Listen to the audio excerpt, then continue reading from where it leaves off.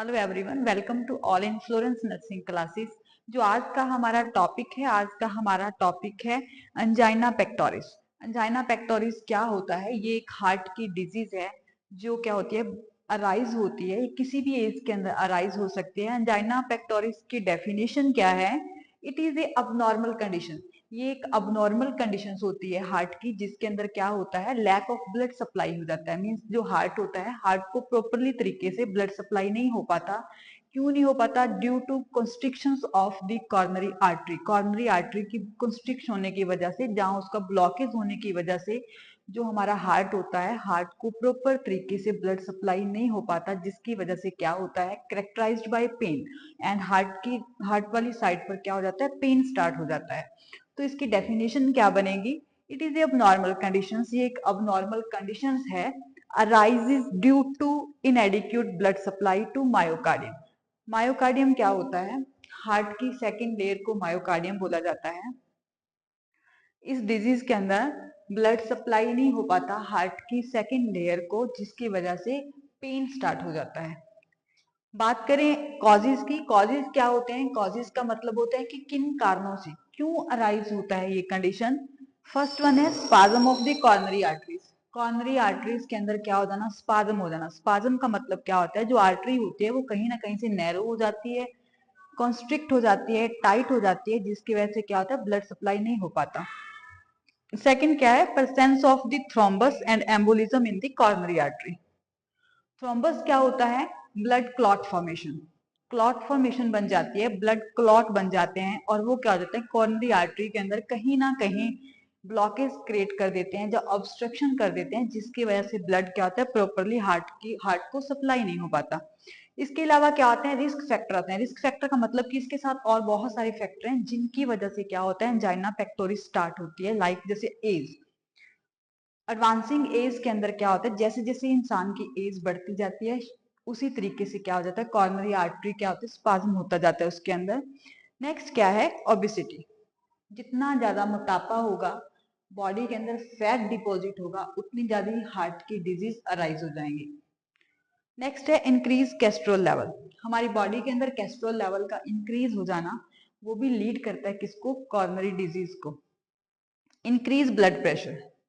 Blood pressure increase हो जाना। Excessive exercise. Excessive का मतलब बहुत ज्यादा एक्सरसाइज कर लेना, लिमिट से ज्यादा एक्सरसाइज कर देना, क्योंकि वो सर्कुलेशन को बहुत ज्यादा इंक्रीज करेगी, हार्ट का वर्कलोड बढ़ाएगी, उसकी वजह से क्या होगा, हार्ट की कॉर्नरी डिजीज अराइज होने के चांस हो सकते हैं। एक लिमिट तक हमें एक्सरसाइज करनी चाहिए, जितनी हमारी बॉडी क्या कर सकती है, उस चीज को परमिशन दे रही है।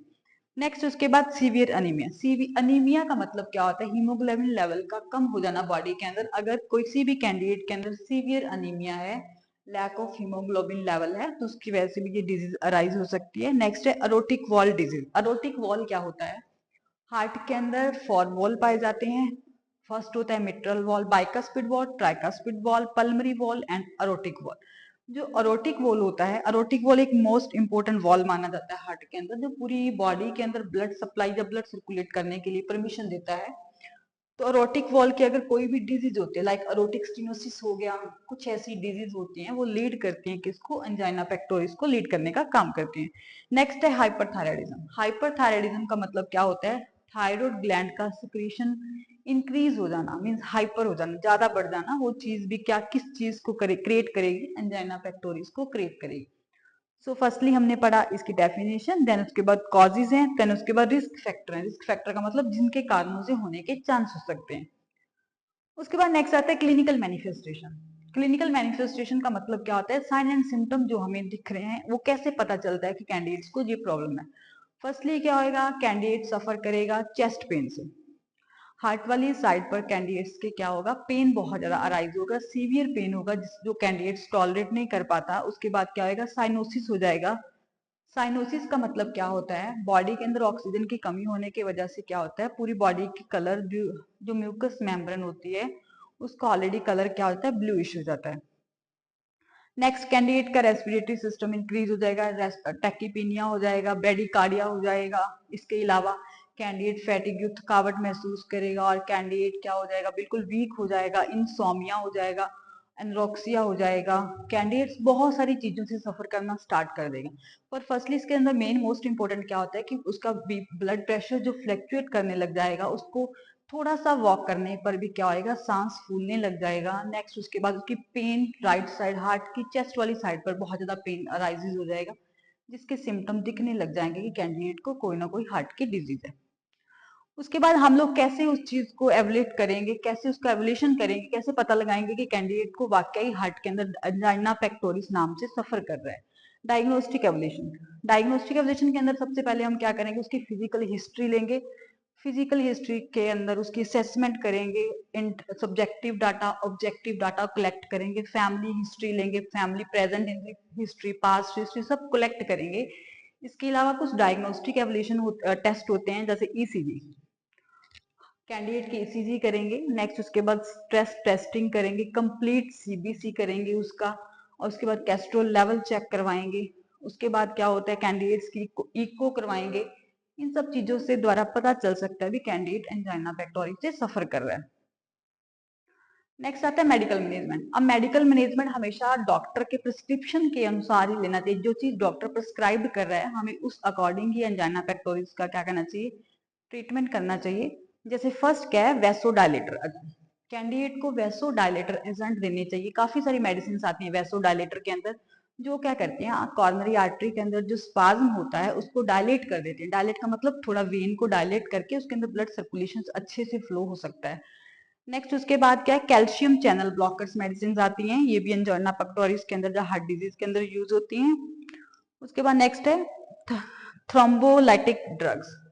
थ्रोम्बोलाइटिक ड्रग्स क्या होती हैं, जो अगर कोई भी एंजाइना पेक्टोरिस थ्रोम्बस की वजह से अराइज है, थ्रोम्बस का मतलब ब्लड क्लॉट फॉर्मेशन अगर आर्टरी के अंदर आया है, तो उस चीज को डिसॉल्व करने के लिए, जो थ्रोम्बस बने हुए हैं, ब्लड क्लॉट फॉर्मेशन बने हुए हैं, उसको डिसॉल्व करने के लिए थ्रोम्बोलाइटिक ड्रग्स दी जाती है। उसके बाद नेक्स्ट आता है नर्सिंग केयर। अब नर्सिंग केयर देने के बहुत सारे ट्रिक हैं। फर्स्टली पेशेंट्स को साइकोलॉजिकल सपोर्ट देनी चाहिए, उसके वाइटल साइन चेक करते रहना चाहिए, पेशेंट्स की डाइट का अच्छे से ख्याल रखना चाहिए, फैट फ्री डाइट देनी चाहिए, सॉल्ट फ्री डाइट देनी चाहिए, पेशेंट्स का पर्सनल हाइजीन मेंटेन करके रखना चाहिए, पेशेंट्स का electrolyte balance input and output chart maintain करके रखना चाहिए, पेशेंट्स को क्लीन एंड इन्वायरमेंट देना चाहिए, फ्री फ्रॉम पोल्यूशन इन्वायरमेंट देना चाहिए, पेशेंट की फैमिली को क्या करना चाहिए, उनको सपोर्ट देना चाहिए, पेशेंट को रिक्रिएशनल थेरेपी देनी चाहिए, पेशेंट्स को लाइट एक्सरसाइज देनी चाहिए, पेशेंट्स की डाइट का अच्छे तरीके से ख्याल रखना चाहिए, ताकि पेशेंट जल्दी से क्या हो सके, रिकवर हो सके। सो आई होप कि आपको आज का टॉपिक अच्छा लगा होगा। So thank you so much.